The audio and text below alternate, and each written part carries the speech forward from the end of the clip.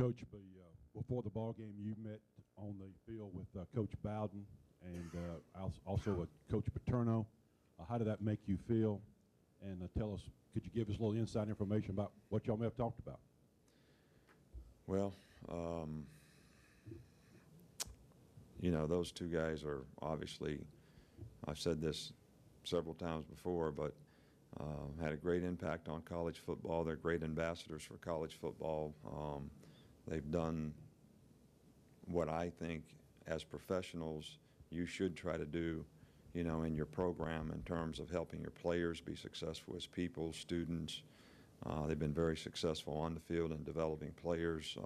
All care about their players after they leave their programs, and I just think that those guys are icons, you know, in our profession. And I never personally thought that I would ever be standing on the field talking to either one of them, let alone both, you know, together. But I just have a tremendous amount of respect for both those guys and all they've done for college football. Hey, Coach. Wonder if you'd talk about Ed Stinson's progress and how he did Saturday night. Well, he did, you know, good and bad. You know, like most players do the first time they get a chance to play. He made some very, very good plays, and he played hard. He was physical and aggressive, and, you know, there were times when he got a little bit confused and made a few mental errors. But we're pleased with his progress, and it's probably a good opportunity for him to get in against a good football team and get some experience in how to play and what it takes to play. But he did a nice job for us. One more, if I could. You've told us that Julio has changed the culture for the running backs, the way things are done around here. The receivers. Yeah, sorry right. about that. We've seen him make plays. Can you tell us a little bit more? I mean, his impact off the field, I guess, as much as anything. Well, I think what I was speaking of is really not what he does in the game on the field in terms of his ability to make plays, but it's how he works every day, the toughness that he has, you know, the attitude and preparation, being a hard worker. You know, we're very fortunate here that our best players have been very good people. Whether you look at guys from last year, whether it's Javier Arenas, Rolando McClain, Kareem Jackson, whether it's Trent, Mark, Julio, Mark Barron, Hightower, you know, those guys are all really good people. They've got the right stuff character-wise, and they're very good players. And I think that, you know, that has a tremendous impact on, first of all, the other people in your group, but also on your unit. And, you know, Julio and receivers are sometimes guys who they should want the ball. I mean, no doubt, but sometimes can be affected a little when they don't get the ball and don't see other parts of what they do as important to the success of the offense.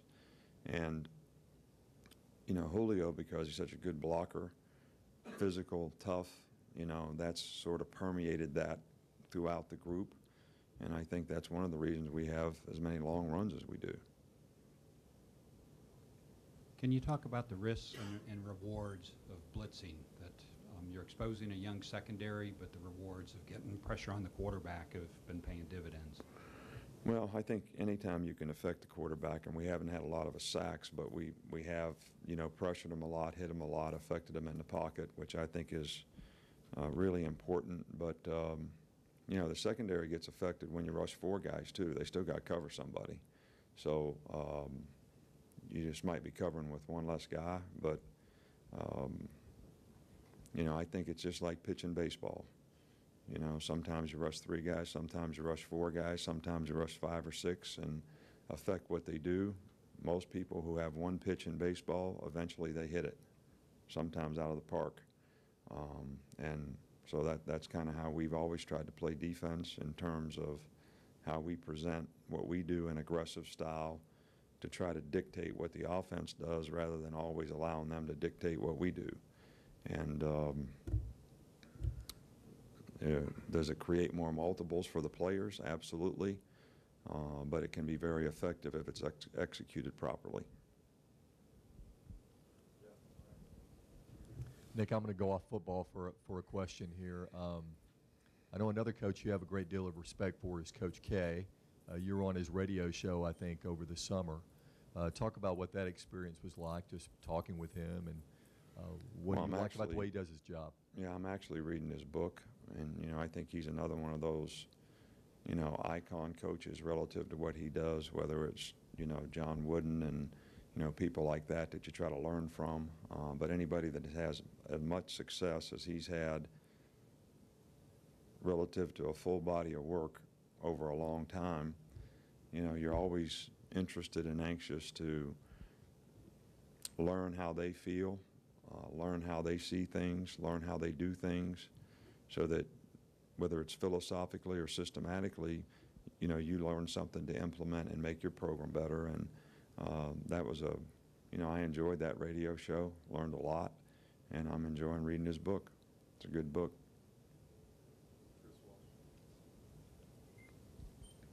Coach, I was just wondering about Menzie at the star position. Was there what went into the decision to have him just focus on that one position? And I also want to ask, when you have a kicker who tackles, do you give him a lane, or do you kind of let him kind of do his own thing? No, he's a safety, and he has a responsibility to leverage the ball relative to the rest of the kick coverage group. But Cade, was a linebacker in high school.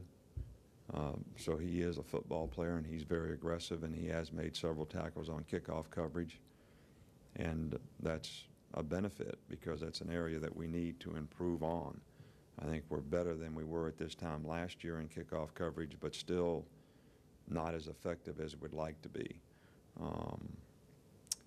The Menzie situation it's just a management thing. I mean, in terms of how many reps in practice, how healthy he is during practice, where do we have to sort of put our emphasis. And, last week, early in the week, he was a little sore with coming out of the game, even though he only played 27 plays or something like that, just playing for the first time. I think maybe going a little bit faster than normal. So for a couple of days last week, he wasn't able to take all the reps. So we decided to just take the nickel reps. Well, when he was able to take all the reps, it was a little later in the week, so we just said, let's just, go through this game that way. But this ended up, to our surprise, being almost a total nickel game.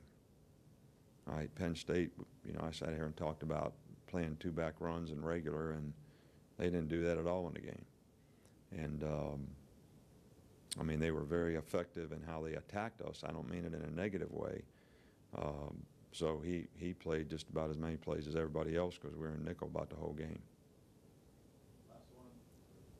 Coach, you said after the Penn State game that Ingram would most likely be playing in the Duke game.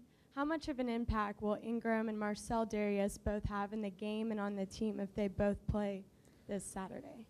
Well, I think the key for us is I think both those guys have proven around here that they're very capable players, and they can be very effective. We're very pleased with what both guys have done to this point. Mark had a great camp. Injuries are a part of the game. He's been out now for just about 2 weeks, today. So, Mark is a very good player, and he's going to make us better on offense. Marcel Darius is a very good player, and he's going to make us better on defense. And, his attitude has been good about it. I mean, he went and worked on the scout team last week to help our offense, get prepared for the kind of players they were going to have to play against in Penn State and their defensive linemen, especially their interior guys who are very quick and aggressive guys. So, we can't really anticipate anything. We're hopeful that those guys will, be able to contribute in a very positive way and make us better, and that's our expectation, and there's no reason for us to think any differently based on their attitude or how they've worked or what they've done to this point to be ready to be able to play. Now, Mark's situation is going to be a little bit, evaluate how much he plays and relative to how much he can practice. And, you're still going day to day with a guy coming off of an injury. in Marcel's case, you know, it's just full metal jacket. He's ready to play, and hopefully he'll do a great job for us. All right, thank you.